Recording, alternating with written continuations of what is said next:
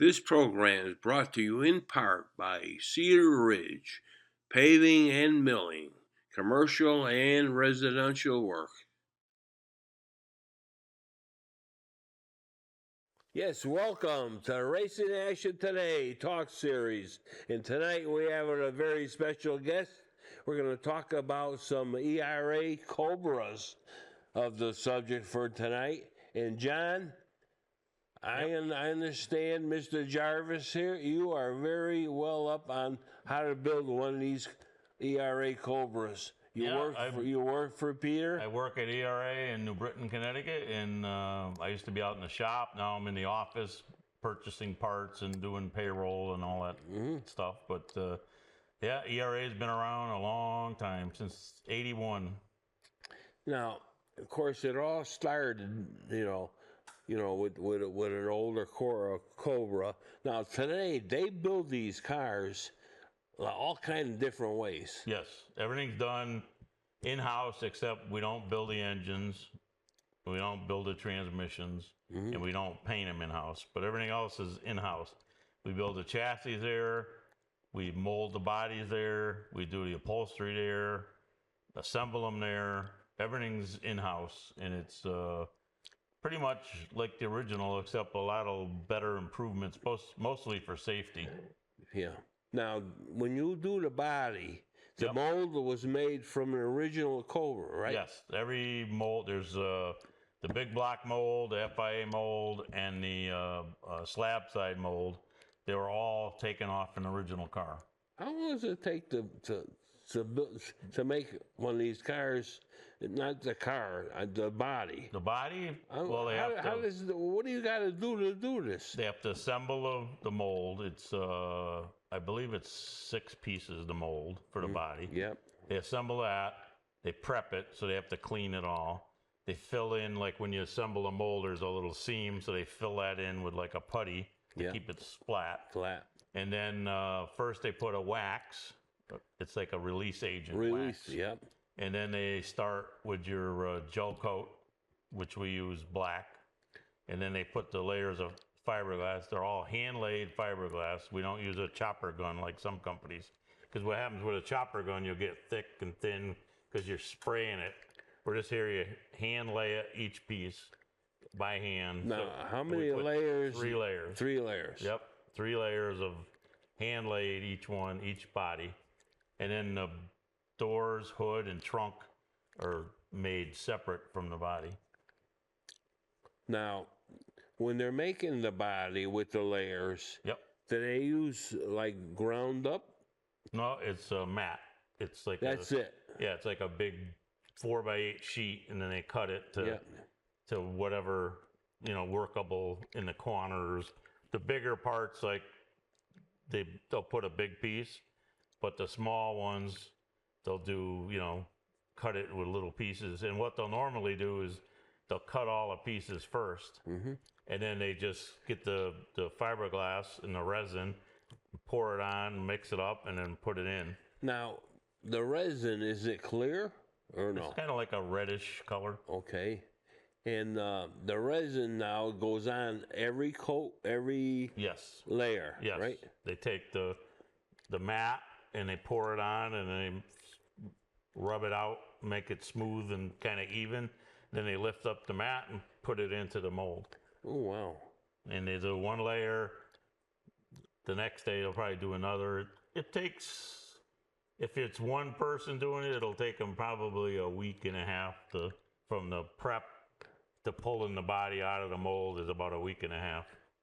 Wow, that's pretty labor intensive. Huh? Yep. And then we have we used to have 2 guys. Now we have 1 guy building.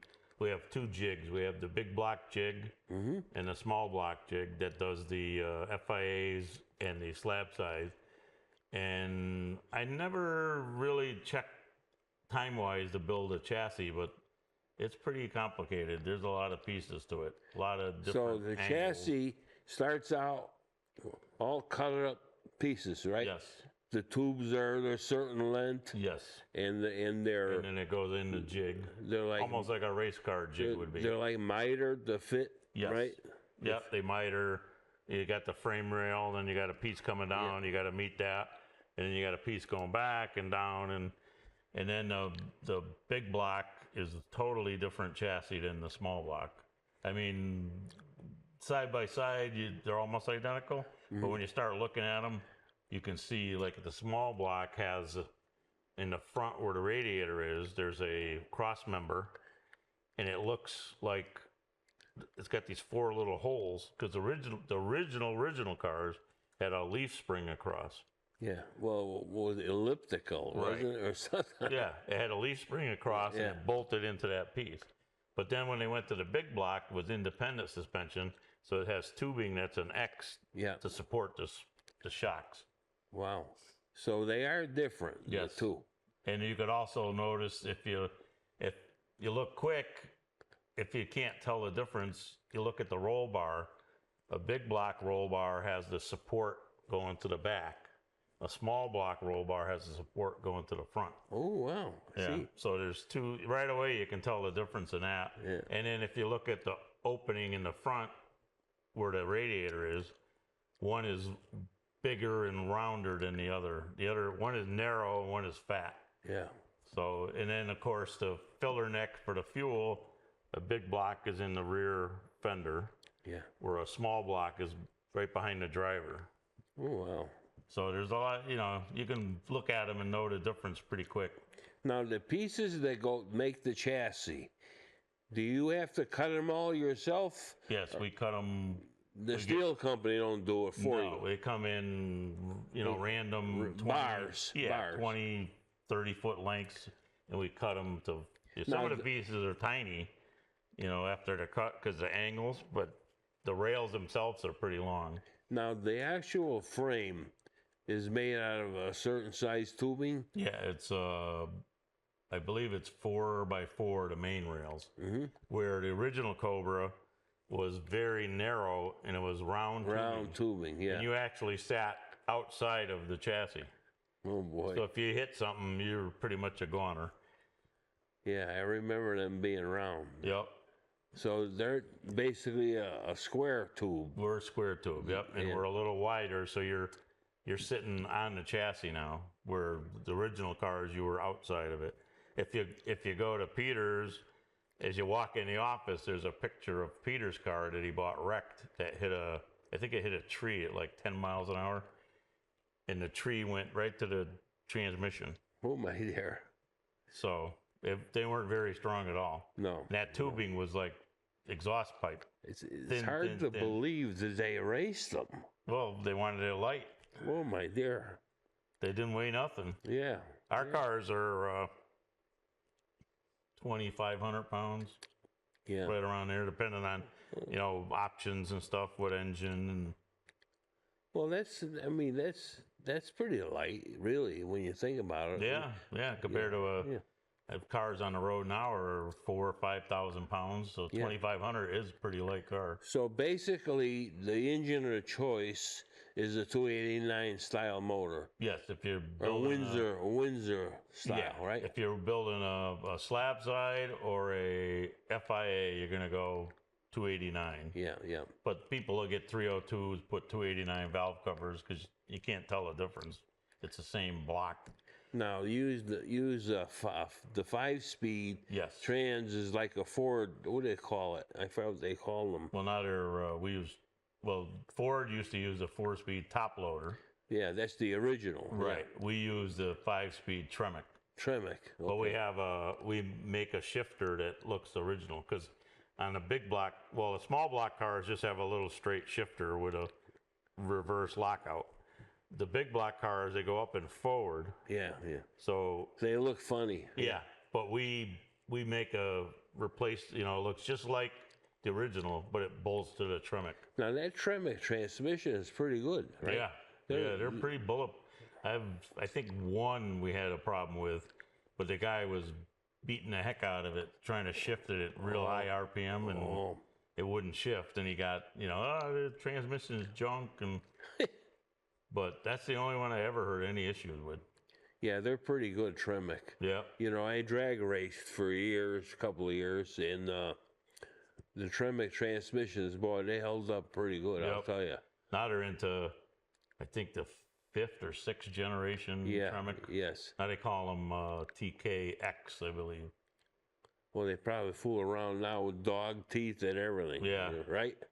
Well, they changed the sync rows, they changed the gear sizes, and because the original one was basically a copy of a T5 out of a Camaro or a Mustang, and they weren't holding up to like a big block, Ford or something. No, they won't. So they started making them bigger and stronger, but then they got too big where people are always calling, want to know how come we don't do a 6-speed. But the 6-speed is so big, and the tunnel in those Cobras are so little, you can't get it in there. It won't fit. There's no room. And then we use a independent rear, like the original cars were. It's a Dana Spicer type rear. We use them out of early, like mid 70s or so Jaguar rears, and we narrow them. And we reinforce them, and we go right through them. We put new ring and pinion, new bearing, new everything. So they still use that rear? Yep. Getting harder to find, but we still use that rear. Oh, wow. Yep. And now, we're also doing a outboard brake where we made our own uprights. But that was going great, and we had a company that was casting the molds for us for the uprights. Mm-hmm. The place burned down, and all our molds and everything burned down with it. Oh my dear. So now we're finally got back into doing, somebody did a mold for us again, and we're getting back into doing the independent, the outboard brake rear. Yeah.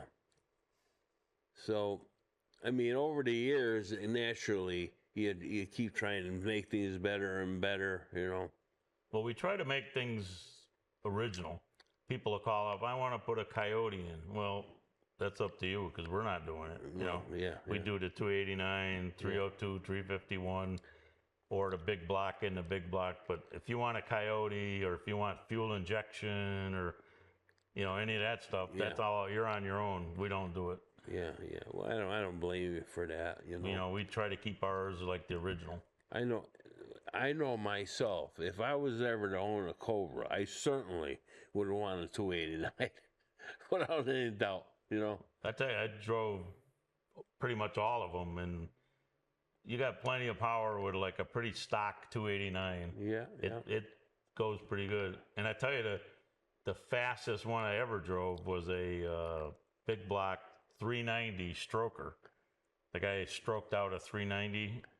Oh my gosh, that thing had so much torque it would throw you out of the car almost. Oh wow. Well, there was faster than there was a famous 390 motor that was run at when they were fooling around with in France, the Tour de France. The 24 hours. Yeah, what's that car they were making for that race? Was that a GT40? Yeah, Ford did the GT40 after the. They did have a 390. It was very special though. It was aluminum. Oh, right. But, I mean, they're rare as hen's teeth. I'll tell you right now. But that's a rare motor. Yeah. But they tried that, and I don't think they ever put a camera in the GT. I don't think so, no. But we did, I believe, 2, maybe 3 camera cars. Oh, is that right? Yeah. We had to cut the foot boxes heck of a lot because those valve covers are so big. Oh, they are. We had to cut the foot boxes. In fact, Peter he built one for himself years ago, bought it back, and then Wayne Carini was at the shop one day, and Peter says, I got to show you the engine in this, and Wayne's like, what could be so special? And when Peter opened the hood and he saw that, you want to sell it? I'll buy it right now. Yeah. He ended up buying it from Peter. And then I think we did one more. And then we did a couple of the blower cars for, I think, Bill Cosby, I think, had one. Oh, wow. And then as far as automatics, I think we only did like 2.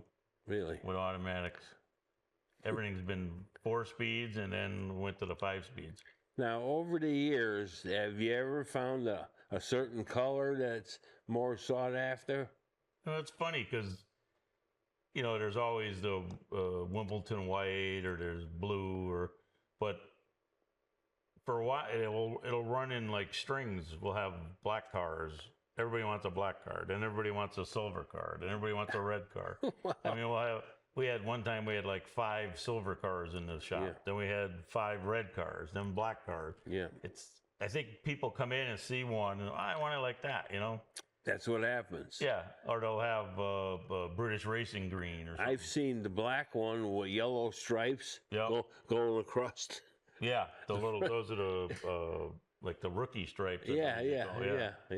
Yep, they had those in. There's one of those in Farmington. Yeah. Black with the yellow stripes. Yeah. And his wife has that's his big black car. His wife has a FIA. It's all, slab side. It's all white. Really? Wow. Yep. Yeah, we have some pictures, of the different Cobras. Yep. That I hope they show while we're talking about different things. And I love that blue there. There's a name for it that Ford always used. I can't remember the name. I don't think it's Nassau blue was Chevy. Ford was the name for it. I can't think of it either. And it had the Wimbledon white stripes. Yeah, the white stripes. Yeah, which is not really white, but it looks white on the blue. But it's like an off white. Now, who does the painting? We actually have right now. We have 3 companies, I believe. One's in Massachusetts, one is down in North Haven, and one is in Southington. Because when you do one of these cars, that paint job has got to be right there. Yes.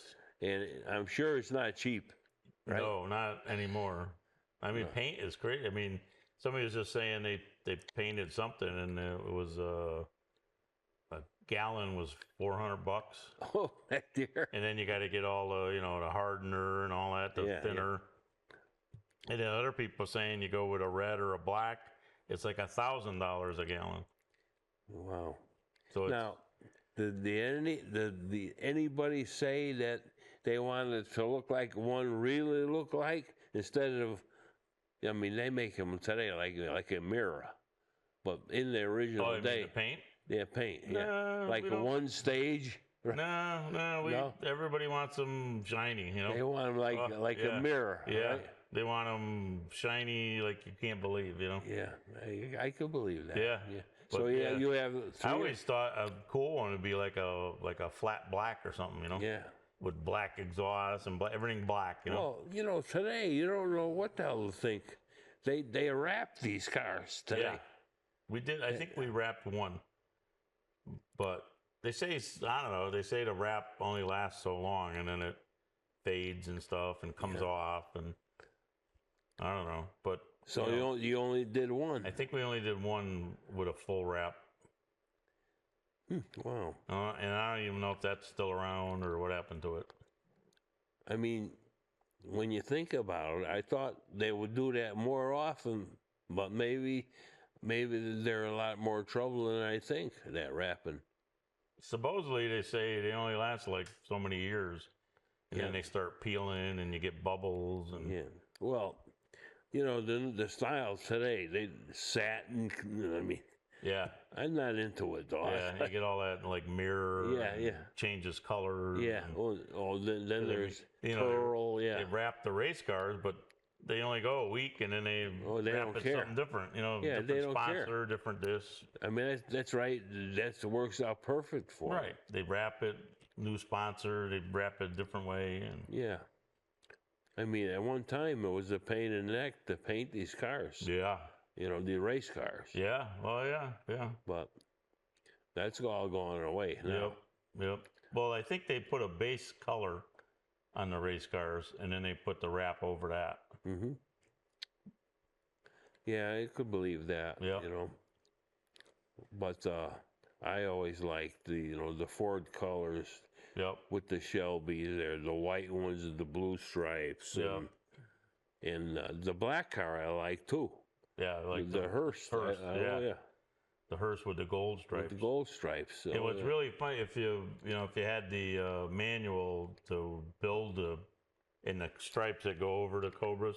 Yeah. It from the looking at it, it looks all one size, you know.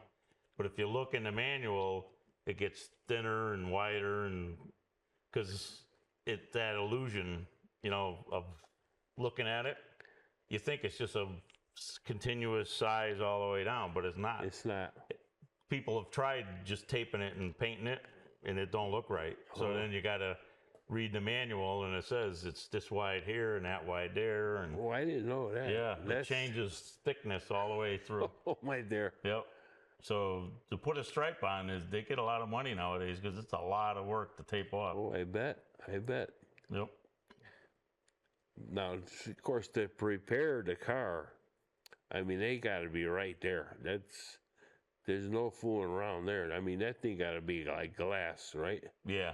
Yeah. And as far as assembly and stuff, they just, you know, everything has to fit just right. And guys, you know, people that buy these, they don't want them, you know, the one headlight cockeyed or one this or one that. No, they don't no, want any of that, you know? No, they want them perfect. Yep. Yep. Now, what about interiors, John? How's that work? The seats and that's all done in house. But is it back to like an original look, or Yes. how's that? They the original cars had like bands, rubber bands, about 2 or 3 inches wide, that hooked on, and we found those in Europe, and we cut them and make them to fit the original seats. We weld up our own seats, frames, and everything, and then we have an in-house upholsterer that upholsters them, and they're just like the originals. Oh, wow. Yep, you can't tell them apart from the original one. Yeah, I mean, that's important too, you know, the Yep. And inside the car. He does the carpets, he does the door panels, he does the dash. The dashes are wrapped with same material like they use behind the seats. There's a panel there. Yeah. They wrap that. They wrap the dash. They do the door panels. They do door pockets so you can put your registration or whatever. Because some of the cars didn't have glove boxes. Mm-hmm. The racing versions didn't have a glove box. Only the street versions. Wow. So, tell me, when someone puts an order in, Yep. how long does it take before they get a car? Unfortunately, right now it's probably about a year. Really? Yeah, it's in if you can get everything. I mean, sometimes we have hard times getting windshields and stupid things like shift knobs you can't get, and so the car could be ready to go, but nobody's going to drive without a windshield. Now, the windshield has a certain frame too, right? Yes. Yep. It comes up through the cowl and then up and around, and there's a track in the top so you could hook the soft top to it. We make a soft top that folds all up into a nice little package, and it goes in the trunk. Oh, wow. So you can carry it with you anytime. Now, you never got involved with a hard top, have you? No, Peter never liked the look of the hard top, so he won't. He won't do it. Nope. He says, if you want a hard top, there's companies out there that make them. Go ahead, you're on your own. But now, there was never no side glass too, right? they did. They had there's if you looked on the Cobra, there's 3 ferrules like pockets, and it would drop in, and it had a sliding window. It just slid back Yeah. and forth. Well, That was the glass per se, but it wasn't watertight or anything. I mean, you get in a rainstorm or something, you're gonna get soaked. I'll never forget. I was interviewing this guy. He was racing a Corvette, a real nice Corvette, and he had for a street car an original Cobra. Oh wow! So I'm interviewing. We're talking, and he said, "Larry, I got a story I'm gonna tell you. You're never gonna believe this. They go on these trips, like, you know, like they'll go like 1,000-mile trip or something with the car. Yep. They were in Alaska. Oh wow! A bear ripped off the roof of the car. Oh my gosh! Could you Imagine that, a bear. A bear, yeah. He showed me a picture of it. Wow. After. It's, oh my God. Yeah, I was out. I went to the Grand National Roadster Show this year in California, and there was Bob's Big Boy is down the road from it, And we went there. They had a cruise night, and the guy was there with the original Cobra that he bought. I don't know how long ago, but the paint was flaking off, and it was the seats, the leather seats were all falling apart. And, but he won't restore it. He won't do it. He won't sell it. He won't do anything with it. That's how it is. Yeah. Right? Yep. But he raced a Corvette, vintage raced it, but his street car. In the trunk had a suitcase on a rack. Oh yeah. Which I never even knew it existed. Yeah. The slab sides had racks on the trunk. Yeah. But it was I think it's like a modified MG rack is what actually it was. Yeah. Well, John, time is flying again, and we're going to have to call it a night. I really want to thank you for being here tonight. Well, thanks for having me. It was great. It was a lot of fun. Yep. And I want you to say hello to Peter next time you see him. Yeah, and I'll tell him you'll come by. I'm going to have to come by there. Come stop and pick up some peppers on the way. That's right. Hot peppers. Hot peppers for Peter, yeah. That's the deal. Well, I want to thank everybody for watching tonight. And I'm sure you're going to find that John here will take care of anybody, right? That's right. Call up and see you. Yep. Call up and we'll. It's really something to see how they build these cars. Yes. That I'll tell you. Yes, you can come by anytime. Peter will even on the weekends. He's there, like I said, and he'll show you around. He loves showing people around the place. I'm sure they will find it interesting. Yes. I want to thank everyone for watching, and good night.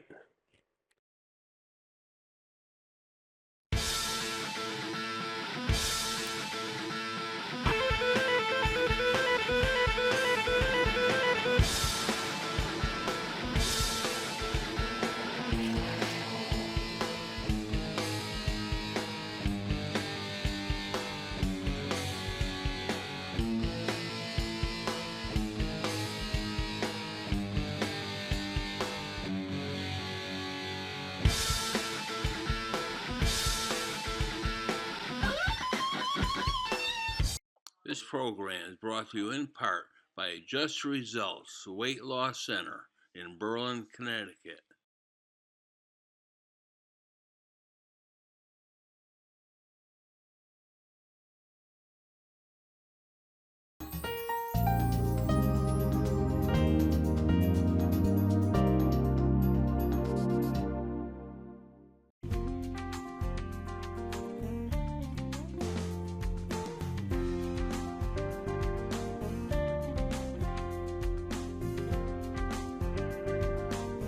Follow us on Instagram at nutmeg.tv.